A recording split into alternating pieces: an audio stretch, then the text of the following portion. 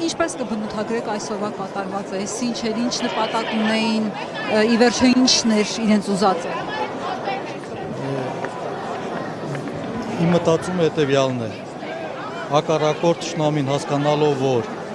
մարտի դաշտում դեմ դիմաց, հասկանալով, որ մարտի դաշտում դեմ դիմաց ազնի պայքարում չի կարող հաղթել մեր բանակին, մեր պետությանը, մեր ղեկավարներին, իրենք որդեգրեցին դեռևս դարի առաջինից ճշմարտություն դարձավ, որ հայերն հնարավոր չհաղթել, հայերն հնարավոր միայն բաժանել։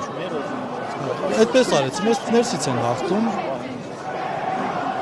Ես ամբողջովին իմ կարծիքով։ 10 եպիսկոպոսների տարածած հայտարարությունը, որ պետք է ուղարկենք վեհափառին հանգստի, որովհետև թերի է կառավարել, միանձնյա է կառավարել։ Տեսեք, հիմա դուք ասում եք 10 եպիսկոպոսների հայտարարություն, բայց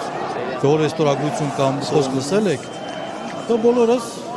հայտնի թերթից են կարդացել, ու ընդամենը եկել ենք մեր ուխտը նորոգելու, մայրաթրում, աղոթքի մասնակցելու, ժամերգության մասնակցելու, այսպես էլ հավատարիմ պետք է շարունակենք։ Եթե այնտեղ ստորագրություն չտեսանք, ամեն դեպքում իրենց տեսանք Նիկոլ Փաշինյանին ողջագուրվելիս իր աշխատասենյակում, դա ինչ է։ Դե դա արդեն չեմ կարող ասել, էլի դա իմ երևակայությունից։ Բայց անել են վեհապար։ Իմ երևակայությունից բանը արդեն էլի դուրս է այդ հարցին չեմ կարող պատասխանել։